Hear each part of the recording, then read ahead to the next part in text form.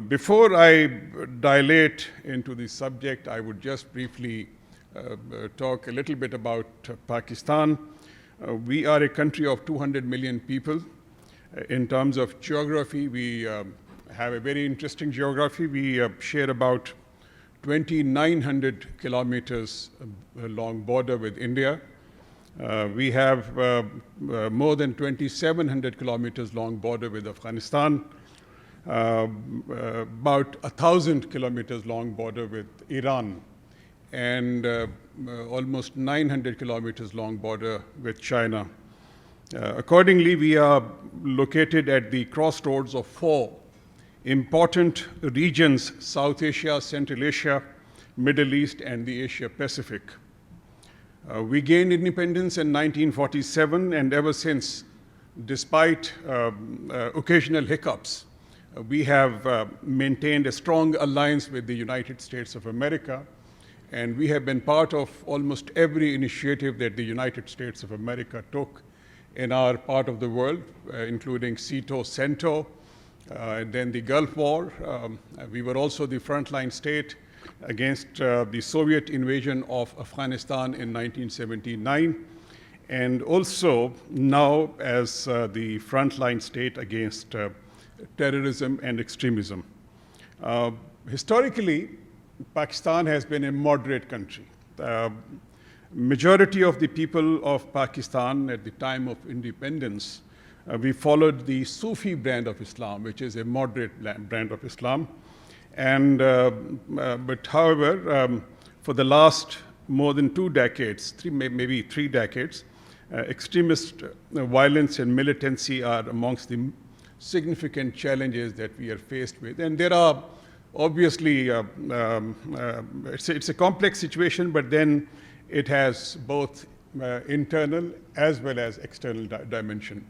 Because when we look at the history of the current challenges that we are faced with, we also look at the situation as it developed in Afghanistan in 1979 and the kind of developments which were taking place at that particular. I think it's extremely important to understand some of the important factors which contribute to extremist violence. For instance, extremist violence, the movements, they are born in conflict situations, such as the ISIS in Iraq and Syria, extremist groups, Al-Shabaab in Somalia, Boko Haram in West Africa, Taliban in Afghanistan and the border region of Pakistan and Afghanistan.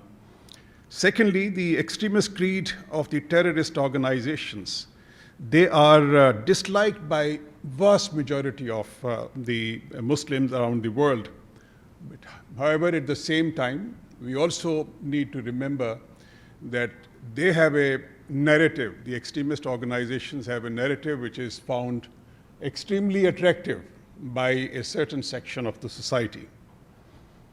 Thirdly, whether combating Al-Qaeda, ISIS, Boko Haram, Taliban, Haqqani Network, or other extremist organizations, we must look at the narrative which is meant to win them recruits and sympathy. Their main themes are the following. West is responsible for the injustices and problems of the Muslims. This is the narrative that they try and spread most frequently. Ruling elites are allied to the ruling elites in the Islamic countries are allied to the West, and they are accordingly exploiting the poor sections of the society. The non-resolution of some of the conflicts in the Islamic world are also cited as something which exacerbates the situation, and also in some of the cases are blamed on the Western country and the United States of America. And here I am referring to the unresolved Palestinian issue and the unresolved issue of Jammu and Kashmir. Fourthly, there are issues and problems that contribute to an environment of sustained, even if low intensity, anger and frustration, feeding extremist tendencies and violence, in addition to anti-West sentiments prevalent in a number of countries. This tendency has become especially poignant in the post-Cold War period. Then we also need to remember that the funding that these organizations they receive from some of the countries in the Middle East, they also promote certain ideology. They also contribute to the strength of these organizations. Poverty and illiteracy also feed into this phenomena. And then when we look at the situation, as I mentioned earlier, in Pakistan, there are both external and internal factors. Externally, the Afghan war against the Soviet Union and the Iranian Revolution of 1979 brought about a profound transformation in the religious and political landscape of Pakistan and the region. Pakistan became the last front of the Cold War rivalry in 1979. As a result of the strategy adopted by the US-led alliance against the Soviet Union, in which Pakistan played the most crucial role. The areas became awash with small arms, narco products, giving rise to the religiously motivated armed groups supported by the coalition member countries. And I think those who are aware of the situation that prevailed in our part of the world at that particular time, you would testify to the fact that most of these, the madrasas which trained militants, a brand of Islam, they were all developed in the border regions of Afghanistan and Pakistan before the Soviet invasion of Afghanistan and during the Soviet invasion of Afghanistan.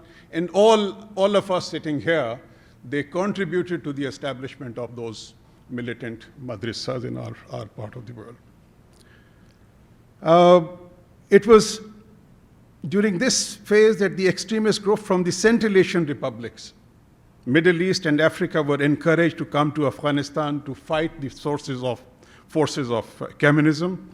Communism was projected as an extremely dangerous philosophy, an extremely dangerous ideology, and it was they were projected as synonymous to non-believers. Likes of Osama bin Laden, Zawahiri, Abu Zubaydah, etc., are the products of the same strategy that we are talking about.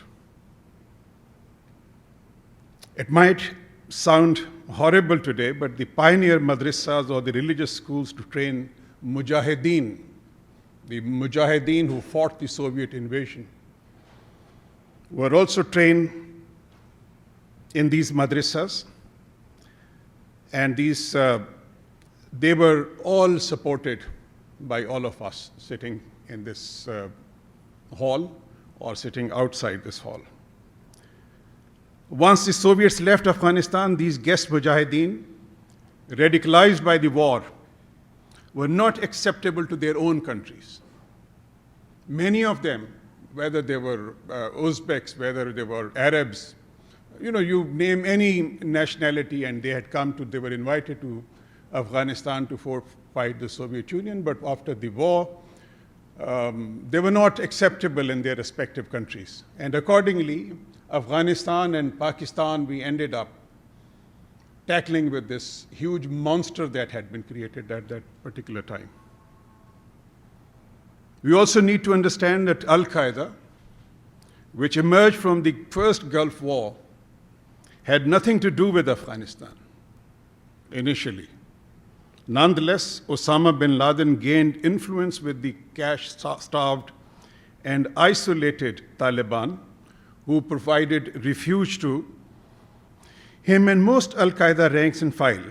In other words, such elements will find a space in any conflict-prone, ungoverned territory. Today, unfortunately, we are witnessing the same phenomena in most of the conflict situations, whether we talk about Iraq, whether we talk about Syria, Libya, or Yemen, for that matter. The US intervention in Afghanistan following 9/11 routed the Afghan Taliban. Resultantly, most war-driven Afghans escaped to find shelter in the tribal areas of Pakistan bordering Afghanistan. Many Al-Qaeda elements too found shelter in the tribal areas. However, as a result of our efforts, more than 70 to 80% of Al-Qaeda and Taliban leaders were captured and handed over to the United States of America. Senior US leaders, including, if you read Director George Tenet's book and Secretary Robert Gates' book on the same phenomena, they have repeatedly acknowledged the contributions that we made at that particular time in capturing a large number of Al-Qaeda elements in their books. From our point of view, most of the core Al-Qaeda leadership has been decimated from our region. Zawahiri remains the only one high-profile leader who still remains alive, but we are making efforts, joined by the US, in order to track him down, and surely we will. Unfortunately, the Afghan Taliban, they began to regrow following the US distraction in Iraq, which also helped revive Al-Qaeda. The US distraction was partly responsible for the international and ideological dimension of the extremist militancy. Added to these elements were the desperate Uzbeks and Chechens who fled to Afghanistan following the crackdown in mid-1990s and Second Chechen War. Sectarian conflict, which also developed after the Iranian Revolution, and the Shia-Sunni rivalry that ensued also played out in Pakistan and was part of the international dimension of the militancy that I am talking about. Ladies and gentlemen, we were talking about the madrasas which were established. Let me clarify that while all madrasas do not have jihadi orientation, however, they perpetuate and intensify the prevalent conservative environment in the country and feed sectarianism. I must also mention the internal factors. The internal factors, first and foremost, include the transformation of the tribal areas of Pakistan when they became the launching pad of Afghan jihad in the 1980s. And that phenomena also destroyed the traditional tribal structure and authority of the tribal elders. Most of the tribal elders, they were assassinated by the guest mujahideen who had made the tribal areas as their abode. The second element that fed militancy was the sectarian extremist organizations who had been banned in the 1990s and 2002, but they went underground and morphed into groups under new names. Another internal factor was the exploitation of poverty.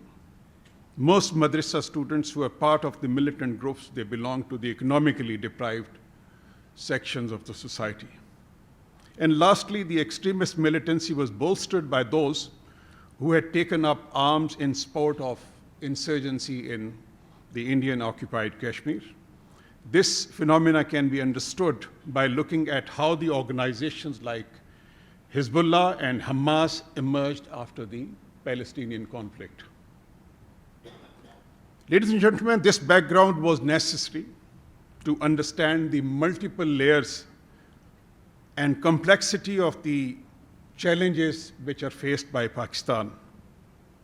There have been enormous costs also, because in our fight against extremism and terrorism in the last several years, we have lost more than 5,000 soldiers and more than 50,000 civilian casualties have been suffered by Pakistan. And these casualties are besides billions of dollars that we have lost in terms of economic losses as a result of extremism and terrorism. What is the current situation? I think the only way we could defeat militancy and terrorism from the soil of Pakistan and in our region was to develop a national consensus within the country. Developing a national consensus, ladies and gentlemen, is extremely important because you have to, one, bring everybody, whether they are the political parties, you have to co-opt the media, you have to co-opt the tribes, the members of the civil society when you take action against these such evil forces. And accordingly, I feel proud to report that we have today a national consensus against all these extremist and terrorist organizations. Since 2004, we had deployed army in the tribal areas of Pakistan along Pakistan-Afghanistan border. In 2014, we launched operations in the tribal areas. First of all, we cleared South Waziristan, and those of you who have had postings to Afghanistan are very well aware of the geography along the Pakistan-Afghanistan border. South Waziristan, and North Waziristan, the two regions in the tribal areas which border Afghanistan, they became the hotbed of these extremist organizations. We cleared South Waziristan, and we have rehabilitated the people of the tribal people back in their homes. We are now trying to empower them against these forces of extremism. In 2014, we launched operations in North Waziristan. North Waziristan was the most treacherous of the region that we had to operate.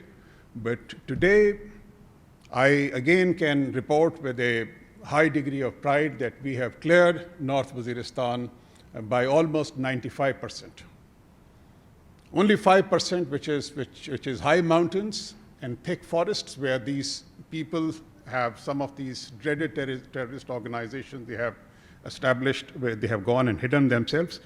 That has yet to be cleared, but our operations are ongoing. And here I must also acknowledge the formidable support that we have received from the US government, US members of the US Congress, and also the US public, because the ammunition and the equipment that we received, including the latest version of the F-16s and the precision-guided missiles, they were a game changer for us in the tribal areas of Pakistan. It was a classic operation that we conducted, and I would very strongly urge that perhaps the SOCOM or any other organization could perhaps take up these organizations as a case study in the sense that it was perhaps the largest military operation ever conducted by anywhere in the world. We evacuated close to 1 million people, the civilians from the tribal areas of Pakistan, brought them to safer locations, kept them for about 6 to 8 months, launched military operations so as to avoid collateral damage, and now we are at a stage where we are trying to rehabilitate those people back in the respective homes. Similarly, we have also launched intelligence-based operations in the rest of the country against some of the homegrown militant organizations. Ladies and gentlemen, there are certain lessons to be learned that I would like to share with you here. One is that given the nature of the problem that we are all faced with, and this is something which is not confined to Pakistan only, this is confined, this can apply to any situation, that there is no military solution to any of these problems, although it is the first necessary step to address terrorist violence and militancy. We have also come to the conclusion that in addition to denying operational basis to these groups, it is equally important to fight them at the intellectual front. To develop a counter-narrative is something which is extremely important. Secondly, public support is of crucial importance. If you do not have the public support, if you do not develop a consensus amongst the people, amongst the political parties, amongst various interest groups, then your job would be half done. And to give you an example, while we were in the process of developing this public consensus within Pakistan, the Peshawar school attack, in which 150 school children from the ages of 2 to 16, they were butchered by these evil forces, that galvanized the entire nation against these forces. Thirdly, there is a national consensus that there cannot be private armed groups operating in the country under any garb. Accordingly, the operation that we have launched in the tribal areas in North Waziristan, these are being carried out in the rest of the country against all the groups. We have established special courts to try these terrorist organizations. A zero tolerance has been developed against any such group operating from Pakistan. A zero tolerance has also been developed against ISIS, because that is something that could emerge as yet another challenge for Pakistan, because the free spaces which were available in the last several years in Afghanistan, because of the porous border that we have, 2,700 kilometers border, there was always a danger that some of these people, they could get into Pakistan as well. Then we also have developed a realization that there is no good or bad Taliban. Pakistan is sending a clear message to Afghan Taliban to engage with Afghan government for reconciliation. The message that we are sending to Afghan Taliban is the following: that you must become a part of the political process if you want to remain relevant in the entire scheme of things.